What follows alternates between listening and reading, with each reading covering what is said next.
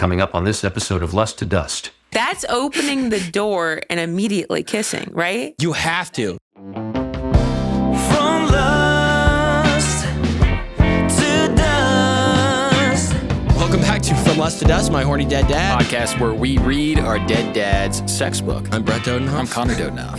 And we got comedian Beth Stelling on the pod. So happy to be here with the whole fam. We're pumped with the whole Minus fam. one little brother. Minus the little brother. So, Beth, what about your family? I got two older sisters. Okay. Two older sisters. And a mom. So you're the youngest. I am. You know, that's the theme. Your don't- younger brother should be the comedian. So mom and then dad is dead or? No, he's dead to me, Dead. but Cool. he is alive, which, you know, is a tough thing, right? Because you guys actually did lose your dad. And when you have someone around you that's like, I don't talk to mine, it could, in my eyes, present this feeling of like, well, you should figure it out because he's still here.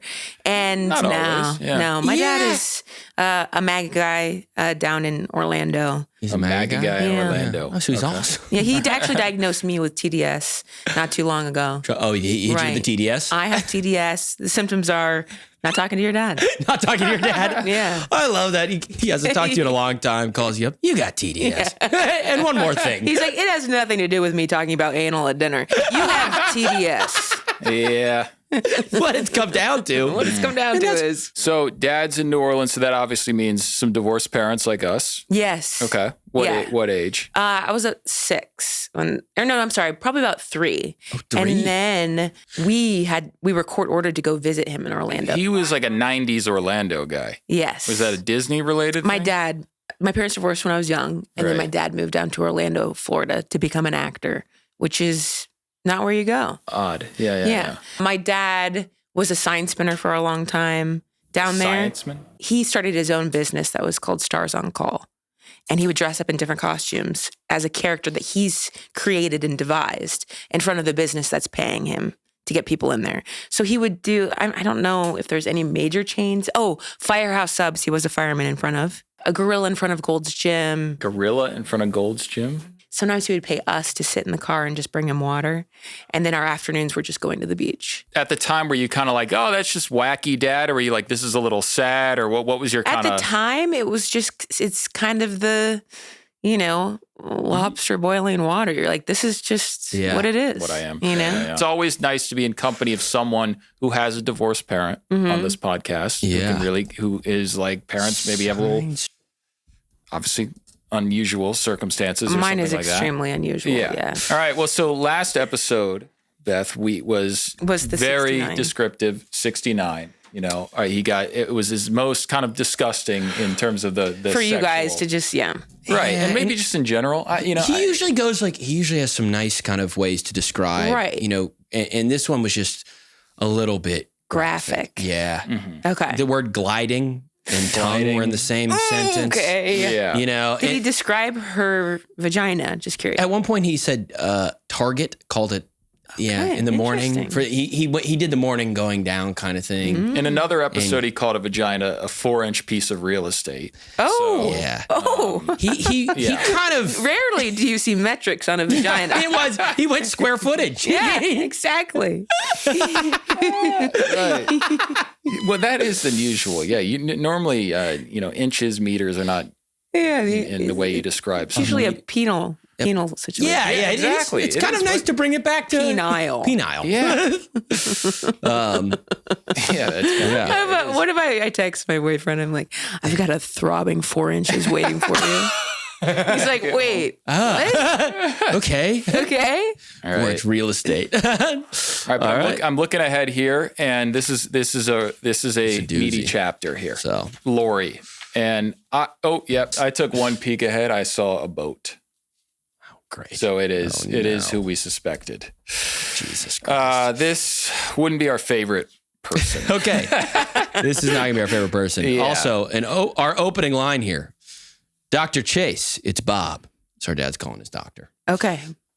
I need a vasectomy. Right. But I think that opening line, I need a vasectomy, is foreshadowing maybe some stuff we'll get into maybe later in this chapter. All right. Well, big chapter, which means big impression on our father. And let's dive into it for Lori. Dr. Chase, it's Bob. I need a vasectomy. Laughter came back through the phone. I'll bet you do. Now Chase is much more than a personal doctor to me. He's also been a good friend, even before my marriage. He's never been married and has earned the nickname around town by the single ladies as Dr. Desire. No. I mean, again. What is this, an episode of Grey's Anatomy? Dr. Desire. Who are you going to for your vasectomy? McSteamy. Dr. McSteamy. Dr. Desire being the one that delivered you that you have stage 4 cancer. That's pretty dark. Yeah. Before picking up the phone to call, my mind was filled with a myriad of misconceptions. Your balls will swell to the size of grapefruits. You'll lose your sex drive. The pain will be unbearable, etc. I'll set up an appointment with the urologist in my building, Dr. Chase began. As for all the horror stories, don't believe them. Still, a foreboding horror lingered in my mind about a man continuously stabbing my scrotum. Continuously stabbed? I know. What are you envisioning? I'm wondering with vasectomies, is the only reason to get them is for just so you don't get someone pregnant? Is there any other advantage to it at all? I think it's merely just if you don't want to get somebody pregnant. Vasectomy is totally viable. Yeah. It is reversible. How reversible is it? I think if it's maybe gone for like 40 years or something long, it would be possibly tough. Well, I think he just wants to kind of come raw, and that's all. It's an entire, like for me, dating someone that's snipped, it's a huge anxiety reliever if you're someone that receives semen in that way. Yeah. Like we're coming at the same time. Like it's just like full enjoyment. You're not like more enjoyable, right? Yes, it's There's great. no worry about anything. 3 days later, I sat in front of Dr. Stone, the urologist. No, you don't want a vasectomy, boomed Dr. Stone with a thick Southern accent. Oh no, I thought, you're telling me I'll meet some hot woman that wants a child. And suddenly I'm being mistaken for my son's grandfather at soccer games. I see it all the time, he replied. Go home and take some time to think about it. I love that he made him do what women are supposed to do when they want an abortion. Yeah. Go home, think about it, see if you want to ruin your life for the next 18 years. Have you thought about it? Have you thought about it? What is this doctor doing? He's trying to convince him not to do it because he says he might want a child? That's really weird. At 50? But it's, again, the comparison here is actually kind of a relief that people are wrong on both sides. Yeah. This person is saying, I do not want to have kids, so let him not have kids. Yeah. He kind of loved being the father, so I'm surprised he wasn't. It is interesting. It could have been his response to have more kids. And Yeah. I'm glad it wasn't for you guys. I didn't call Dr. Stone back. Well, at least initially. First, there was a little interruption in my life called Lori. It had been many months since I first met Ashley, and I was once again in a funk. It was nearing Christmas, and I decided to have a holiday party to bring together my new single friends. Perhaps I'll meet someone new, I thought. What's her number? I whispered to Jacqueline as I escorted her and Lori to the elevator in my building. Assume this is now jump to the Christmas party. His literary devices. He's jumping significantly ahead. So basically, he would have all these Christmas parties. That was his thing. He was a very social guy. He would throw these big parties. Now we're in the midst of it. He's jumped immediately to it. Well, he's escorting people now into the party. I mean, give a little scene setting. He just jumps in. What's her number? He's like, I met her in June. Cut to the Christmas party. My Christmas party was a hit for the guests, but I was about to end the party alone. As the party was winding down, I noticed a gorgeous woman in the back bedroom making a phone call. Because she's in my room, in other words. She's in the back bedroom. He's spying on this Your woman. room? Was it decorated to your tastes? No, not at all. Oh, okay. No. So it wasn't like... It was totally the bachelor pad. I think there was no I think I had a snake at one point. Yeah. It escaped, but that was as much liberty as I had to kind of make it my own. Yeah. I mean, he was focused on trying to make his home bachelor pads. They were not catered to. He didn't want toys children. around and and that's a bummer. Yeah. In my opinion. Yeah. I mean, I'm not saying you need to feel so bad about that, but it's a bummer. But it wouldn't fit with the Christmas party vibe. No. And this thing's a banger. Hi, I'm Bob, and I don't suppose we've met yet. I'm Lori, she replied, being careful to maintain an air of ridiculous beauty. I came with Jacqueline. Unfortunately, Jacqueline barged in and exclaimed that they had to go. Everyone wants her number? You can't have it, Jacqueline replied indignantly, 2 steps behind Lori. Don't be so stubborn, I stammered, trying not to be overheard. Jacqueline is presumably his friend. Mm-hmm. And she's like, you can't have her number. Right. It's like, was Jacqueline looking for a piece? What I'm wondering. She knows your dad's a hoe and is like, you don't have it? Or she knows this lady's a bit of a devil woman. And was trying to save our dad. Maybe. Or okay, you know more than I do. Yeah. I would have rather this described. And then Jacqueline from behind Lori was like, don't do this. Too late. The elevator door shut and they were gone. Damn. One great-looking girl came to my party, and she slips out of my hands. So you can already see this whole party was for him to get laid. One good-looking girl. One good-looking girl. And out of 50. Slips out of my hands. Instead of being like, wow, that was a joyous time that, tons of my friends got to experience. Well, he said he was throwing the Christmas party. Perhaps I'd meet someone new. So it was designed entirely for that. Do you think people realize that there? The what? The Christmas clearly party? He's just trying to meet every single woman. The subtitle is Get Bob Blade. Yeah. Meet me under the mistletoe.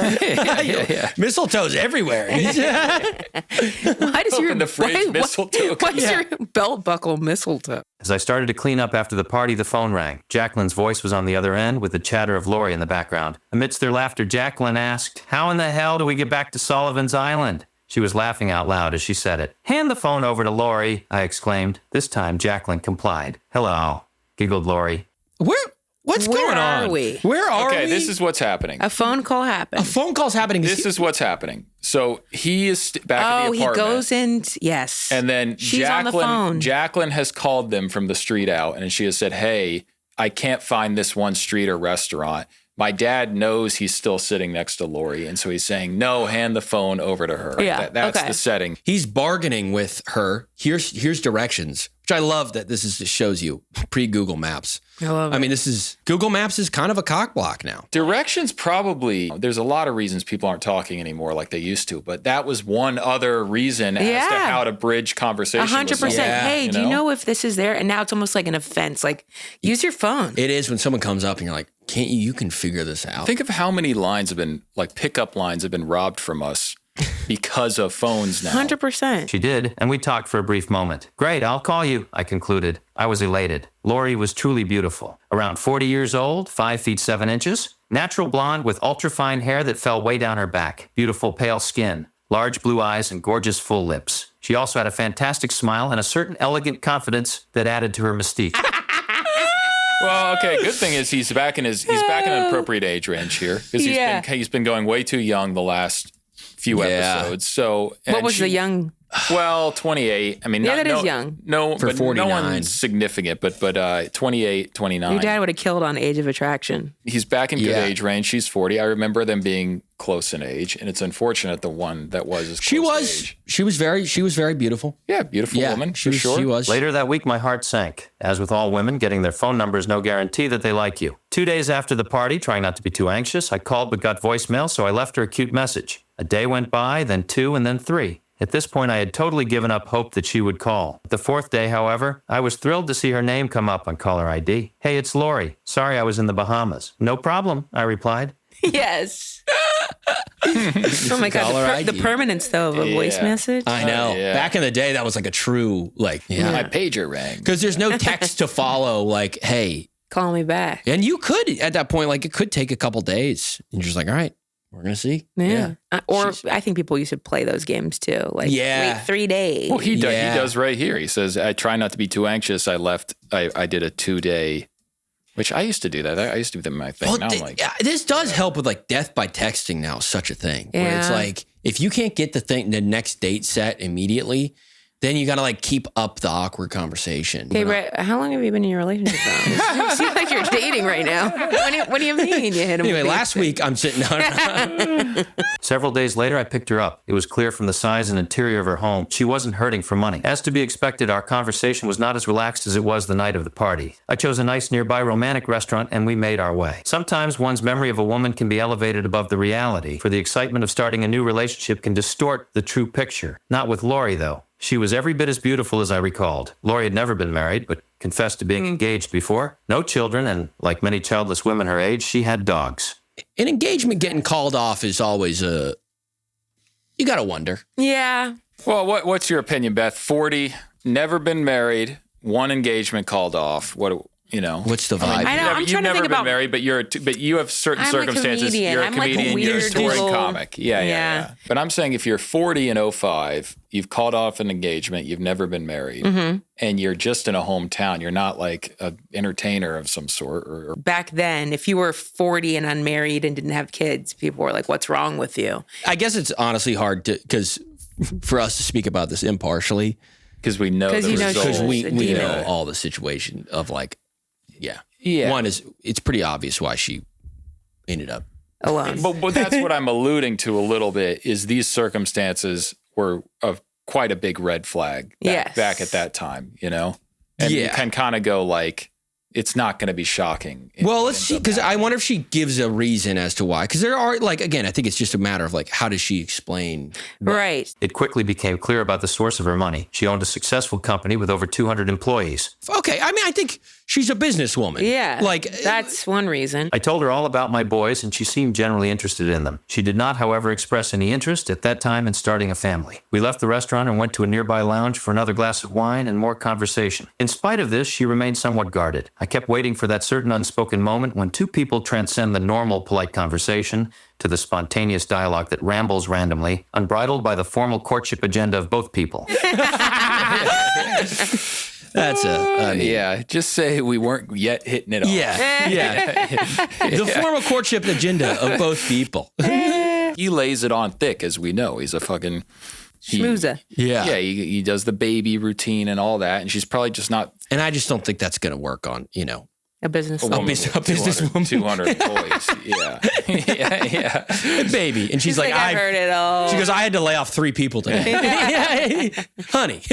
Lori and I continued our conversation. However, the magic first kiss moment never materialized. Yes, I was convinced she was interested in me, but I never got the sense that we had made that transition into the next phase. I closed the bill and we headed to the car, but the moment for romance never materialized. Damn, I thought. I'm going to kiss her, or at least try. But now I have to stupidly attempt this on her doorstep. Anticipating this, I started to become nervous, dreading the thought of a cliche kiss attempt. I like after all that, he's like, well, we really never had the opportunity to get there. And he's like, well, I'm still giving it a try. I'm going to kiss her. Well, he said before he really hates the doorstep kiss, which, you know, of this era, that was the thing, the doorstep. You know?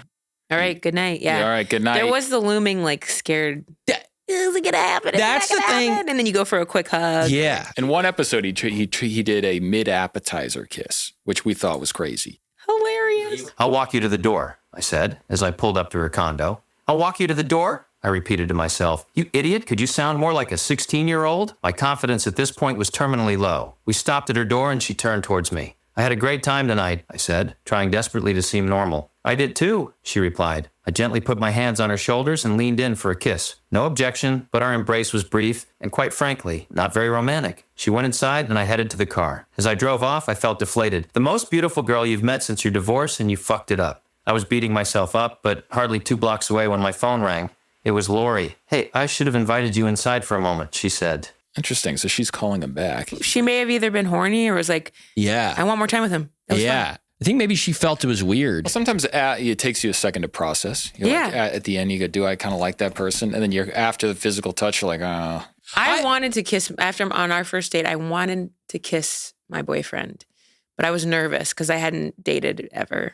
And he did kiss me and I laughed in his mouth because I was so nervous. He was like, goes and kissed me and I was like, wow. Like that. So as your mouth is opening to laugh, his lips are still closed inside your mouth. Yeah. Was it like... and he didn't take it bad because it wasn't like I was like, heh, heh. Right. You know what I mean? Like, how dare you kiss me, laughing in his face? I was just nervous, like, yeah, I can't believe this is happening. Yeah. Did he laugh or was he like... And then I immediately probably texted him or something and was like, I'm so sorry. I just was really nervous and I laughed, but I really wanted you to kiss me. Yeah. I don't remember what I said. I think I cover your expressed bases that. a little. Which is good. I was just like, did want that. Yeah. But I was so nervous. The first kiss, I've had literally such a bad first kiss, but we were getting it on, like hitting it off. And then she was like, we just gotta redo that. And I was like, yeah, I'm sorry. Yeah. Yeah. It's nerves. It's like going, like you have to remember, I'm very comfortable now. Yeah. But even like the first however many months you're dating somebody, it's not like touching all the time. No. I mean, sometimes it is, but I just mean there's not that super comfortability with their space, their body, and your, what am I trying to say? Permission. Totally, yeah. Well, I didn't mean to be rude, she went on. I'm glad you called, I interrupted, relieved and happy. I just gave you the worst goodnight kiss on the planet. She laughed. No, you were fine. She sounds just delightful. Yeah. I mean, you're fine. it's all right. I don't know what to tell you. I would love to come right back and try that kiss again. Great, she said. Looking forward to it. No, I don't know if this is like better or worse. No, it's like you really gotta. Yeah. No, you were fine. By the way, that I line think is killing me. that's opening the door and immediately kissing, right? It's not going in and being like, would you like a drink? And like, when's the kiss going to happen again? I know that. Now that's question, like opening the door and kissing right away. Like, let me get that again. Yes. I think that's what you need to do here. And we'll see if he goes. I drove back and rang her bell. She opened the door with a broad smile. We didn't say a word. I just gently put my hands on her head, closed my eyes, and kissed her passionately. There, that's better, I said with a broad smile. She smiled and giggled. Much. Much. She might have the worst dialogue in all of, you know what of sucks every girl. Is I'm like, as great as this moment is like, oh, great, they redid it. Knowing how this like relationship ended up going, I'm like, I really wish that his phone didn't have service or something. I go, brutal. I go, how long were they together? This ends up being like his first thing after your mom? 2 years plus. I think it was that. It was kind of on and off. Mm-hmm. You know, which is always an indicator of a good relationship when it's on and off. I think she ends up being pretty volatile and, having some pretty bad mood swings. She also, like, we never communicated with her on like, she had literally, it was like, she had never spoken to a kid in her life. Oh, wow. And was like, I don't know what I'm doing here. That's the important thing to think when your parent is dating is like, I don't know, the ones that don't know how to be with children are it's a fucking weird experience sometimes. It's weird. Yeah. They really don't know. Our mom would date some guys that had never had children that would come over and they just like, it's like, hey, I'm Dave. And yeah. it's like, shaking a child's hand is really weird. Yeah. Mine. But you have, like you said, some, what do you, nephews or? Yes. Yeah. Okay. Nieces and nephews. Nieces and nephews. So that you're aware. Yeah. I'm not like, and I nannied forever. It's not that I don't have any sort of motherly instincts. Sure. Yeah. But it's like, I'm not making a child touch me or hug me. Yeah. I'm not like razzing their hair. How are you? Yeah. You know what I mean? 7 and 9 is like, Yeah, and you give them a little wet willy. They're like, Jesus, dude. Right. Or like, you imagine a guy showing up and like punching a child, like, what's up, guy? And it's like, ow, who are you? Well, it's funny now because I don't have we don't have nephews and nieces, so I'm not around any kids. No. And I know I'm probably bad at it. Right. I'll be terrible. There's an insecurity there. Like, say you started dating someone that had a kid, a 3-year-old, that's easier, right? They're like, Yeah. But like a 7 and a 9, aware, and they're has looking a at you brain. like, And I don't there know, is an I don't know how to awareness. be around a what are you going to lean over and go, hey, Yeah, hey. how are you? Because you treat them like idiots, and then they're like, I'm not an idiot. Like, in their mind, they're more mature than they are. And in some ways they are. 100%. Or you treat them too mature and they're quite not both. there yet. So it's like, Yes. Brett's neighbors here have teenagers, and we went over there for a barbecue the other night. And the kid's like 15, and I'm like, I'm trying to act cool to him, but then trying to play it. And then now I'm like, I don't know how to fucking talk to this kid because he's such a teenager. He's got like all those awkward things I remember about him and everything. But I'm like, I have no idea how to talk. I'm trying to like be culturally cool to him. It just sounds, and I know I'm coming across weird, you know? But you just kind of forget. yeah, she particularly, Lori was, she didn't know what the fuck to do with it. So what happens after the kiss? We headed to her living room where she put on a DVD of a James Taylor concert. Oh, no. James Taylor's triggering for me. Yeah, I mean, that's a little. Yes, because they used to listen to that. Yeah, my mom's second husband, they like love James Taylor. I'm not saying James Taylor's bad or something. Clearly, he's a talented singer-songwriter. Right. But yeah, it was like James Taylor CD that's like, it's reminding me of that exact time. It is. Yeah, you got that plugged in. Ew. It's like trying to be Norman Rockwell-y, but like in my mind. You're down from Carolina. When the feeling arose, I would pause to kiss her. After the concert video, we made plans to see each other again, and I once again kissed her at the door. Prior to the last episode, which he's going down 69, this is just very kind of like awkward little.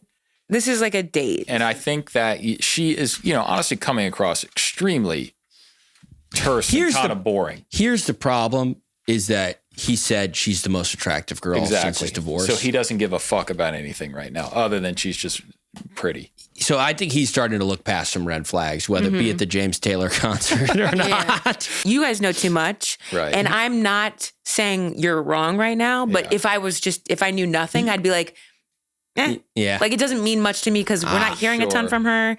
She's just said a few small things, but you guys are obviously coloring it with your own experience. That's true. So I'm just saying, as an outsider, it doesn't seem that weird. it's not like, oh, this chick's crazy. No, it is. You know what I'm saying? Well, in anything in life, whatever you're dating, the first date or whatever experience you have with a person or even a meeting person for the first time. Know.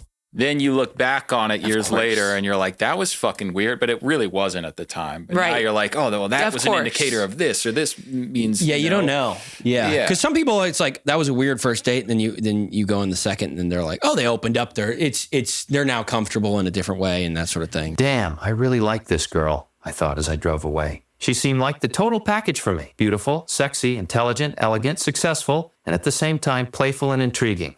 Yes, no one's perfect, I thought. But this girl seemed to be superior to many others I had dated. This gave me the first real hope since divorcing that perhaps there was a woman out there who could fill the void and loneliness that simmered in my heart. Like you were saying, Beth, we know where this is going.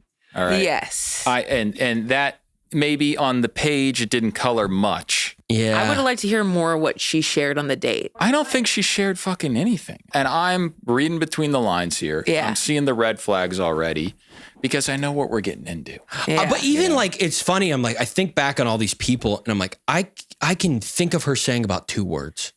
She was pretty taciturn. Yeah. And also wasn't very engaging or intriguing. Like, yeah, she didn't want to connect with you guys. Ultimately, with this episode, we know where it's going. We'll get into this, but I think she was prone to like serious like rage. Manic episode. Yeah. So maybe it's possible she experienced, she had like bipolar too. Well, talking about the foreshadowing, I think like he kind of ends this segment of the chapter with, oh, I've kind of found maybe my next wife. You know? He said she's checked all the boxes. Yeah. I think we'll get into as this chapter progresses why those boxes. Because he's coming off of a marriage, so he's going to try to get to the next base. Like meaning like, well, I left this little safe thing. Now I got to find the next. Well, and I think for him, it's the problem here is that he keeps bypassing. Like he's had some ones that were like, oh, personality wise was great, but maybe he's a little worried about like, you know, our mom was very attractive. And I think he probably was like, oh God, if I step down here. So I think with this, he's like, oh, great. Here's another hot woman and is ignoring all the other aspects of like, for me personally, like someone can be very attractive, but then if there's no real chemistry there, it's like crazy how attractiveness like fluctuates like that. Very much. And it seems like here, it's like, there wasn't a lot of chemistry and he's still leaving like, that was awesome. Right. And I'm willing to date this woman for 2 years. Again, I don't want to like put it all on men, but I do think that there is maybe a little more drive towards looks with men, like exactly what you're saying. Whereas classically, it is a trope. Women are dating ugly guys for the personality or whatever. Yeah. You just got to go to the southern United States to see some pretty girls with some guys who they shock you. I mean, you go to University of Alabama or University of South Carolina and you got the guy who's pushing 3 bills and he's with like the cheerleader. Happens all the time in the South, particularly because I think there's a lot of ugly men. Every region has their version of like ugly guy that somehow pulls, and I don't get it. Right. But I guess I get with this. She's successful and very attractive, and those are 2 things where he's like, oh, this might be perfect. But really boring fucking date. James Taylor concert. I know. I mean, that's how horny I know. Could you imagine if he was like, and then we put on Ace Ventura, Pet Detective? yeah. Back to back. Believe it or not.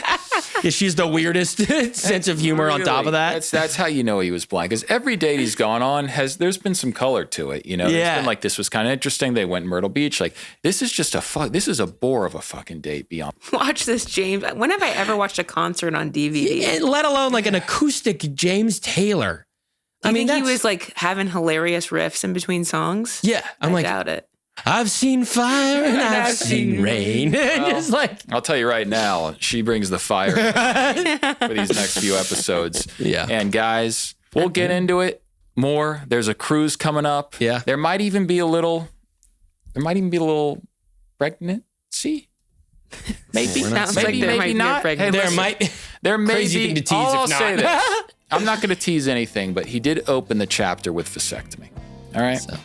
So what does that lead to? Well, there's mysteries that come from vasectomy, and there will be mysteries next week. Fire and Rain and more James Taylor. And guys, we will see you next week on From Us to Dust, My Horny Dead Dad.